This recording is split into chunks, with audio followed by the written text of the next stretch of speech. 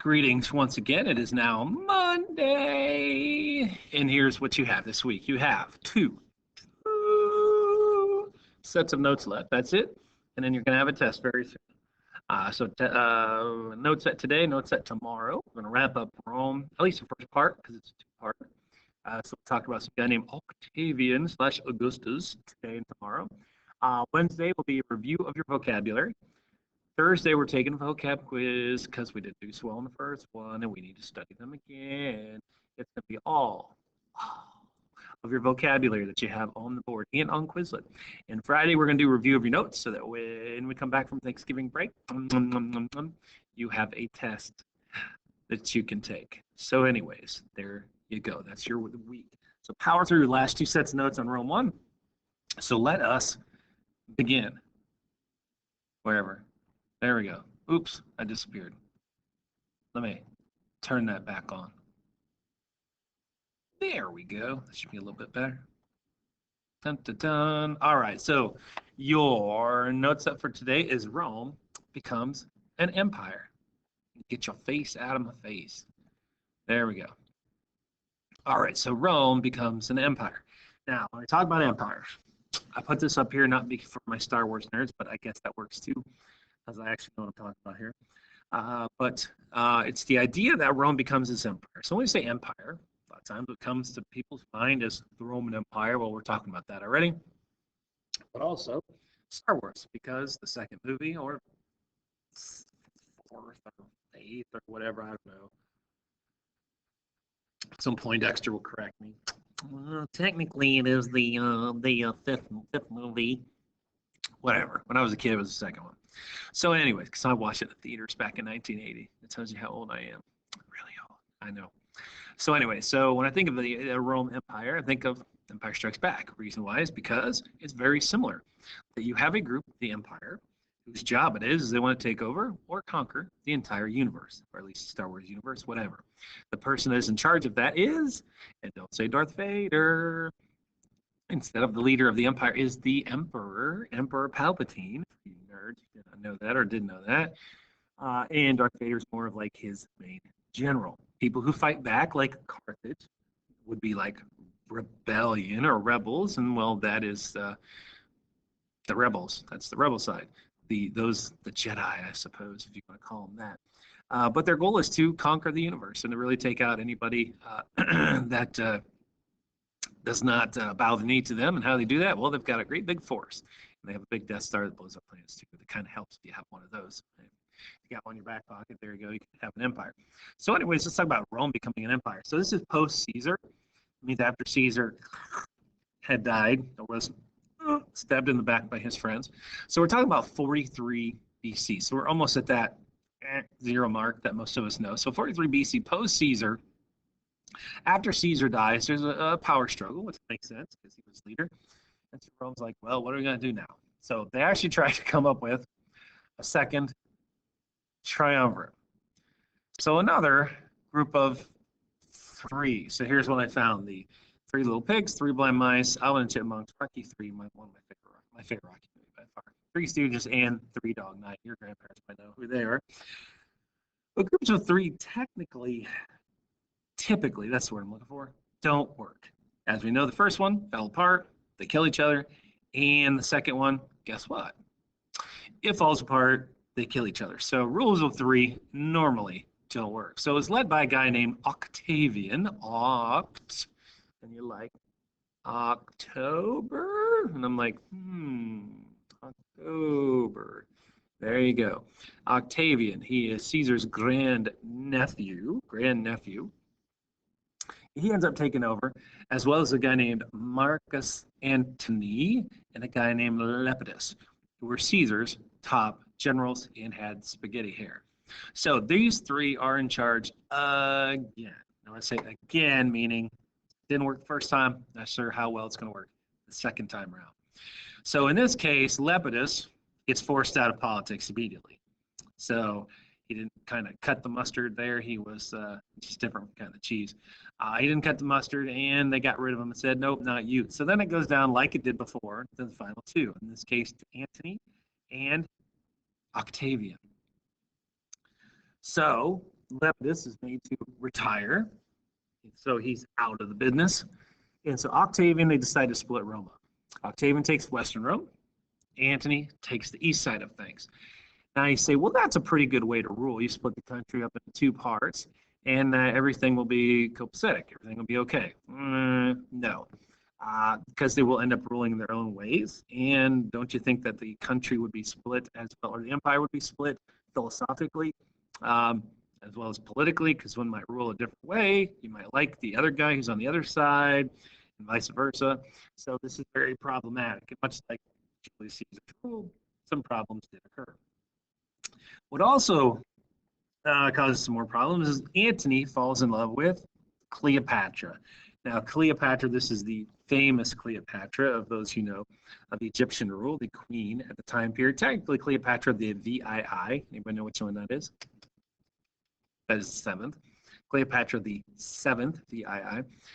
He falls in love with her, and yes, so this is Cleopatra who had relations to with Julius Caesar, and so she's well known throughout the Roman Empire, and she brings a world power too. So you can see why those two, at least Antony and Cleopatra, want to kind of join their empires or groups together to be a little more powerful. Well, Octavian doesn't care for this much, and so these two fight, much like Julius Caesar did in his triumvirate, and they fought at the Battle of Actium. It's the Battle of Actium, which I believe was outside of Greece.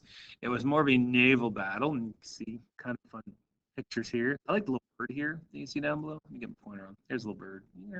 He's sinking like a rock, and all these guys are on these ships. I think that's Cleopatra's boat. She's trying to escape or something. But anyways, these two meet at the Battle of Actium. There you go. And you can see it is outside of Greece, to the left of Greece. Purple is Marcus Antonius, so that's Mark Antony's forces. And the reddish are Octavian, so he's kind of cut them off here onto this coastline. So 31 BC off the coast of Greece, Octavian crushes the army and navy of Antony and Cleopatra. So again, it kind of goes the same way of Julius Caesar's, that one side does better than the other, one ends up leaving, and in this case, one is still standing. So as Octavian closed in on Egypt, Antony and Cleopatra killed themselves. Now, why do I throw that in there? Because this mirrors story of Julius Caesar, sorry, not Julius Caesar, that's also a Shakespearean play. But here's the story of Romeo and Juliet, two star-crossed lovers from different families who end up killing themselves. Spoiler alert, in case you don't know how Romeo and Juliet ends. And in this case, Octavian ends up taking control. So again, very similar to his uncle, Julius Caesar. Now, it doesn't mean that he's going to befall the fate of his uncle Caesar, because he's going to learn from what happened to Caesar and make things a little bit different. So now, not sure why it's going back and forth, Octavian, at the age of 32, is now the leader of Rome. So that's really where this begins. But I wanted to show you and tell you that it wasn't easy for him right away. It was pretty problematic, much like his uncle's trying times of getting into Rome and being their dictator / emperor. 32. So is that young? Is that old for a dictator? What do you think? Anybody? Well, it's hard to call on you when I'm the only one here. But anyways, it's fairly young, especially at the young time period, 32. You're like, it's really old. Well, it's because you're really young. For me, 32 is, it's the other direction from where I'm going. So 32, good age for him, now leader of Rome. He's a military guy. He has experience.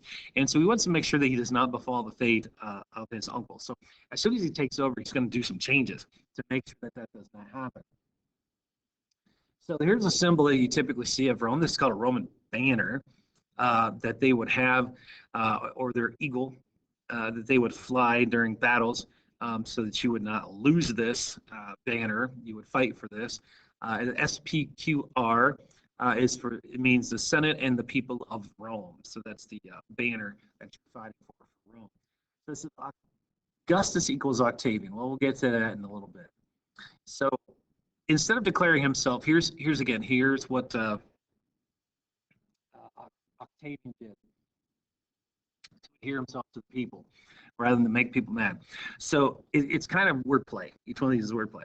So instead of declaring himself dictator, Octavian says, I'm going to declare Rome a republic.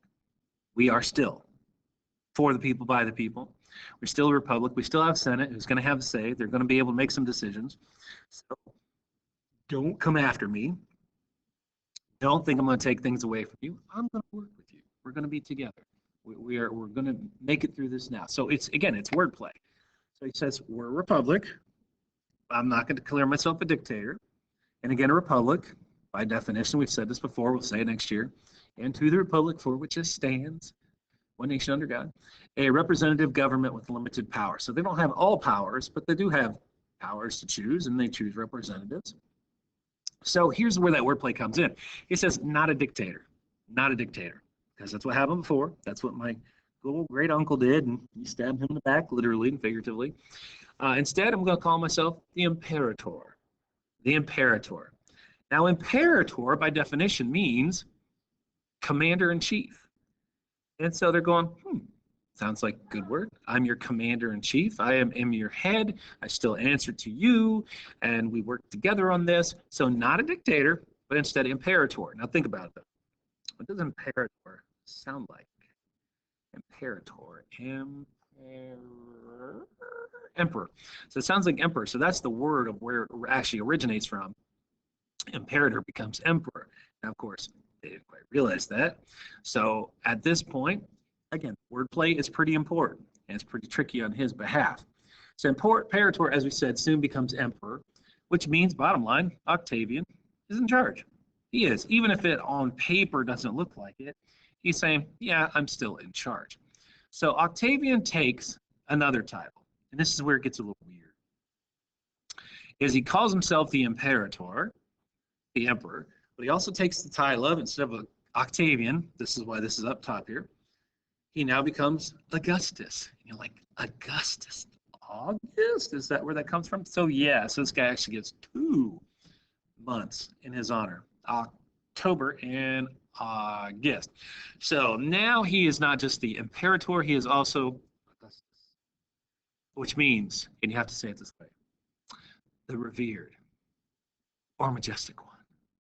So I know the boys are like, ooh, call me Augustus. No, sorry, not revered or majestic.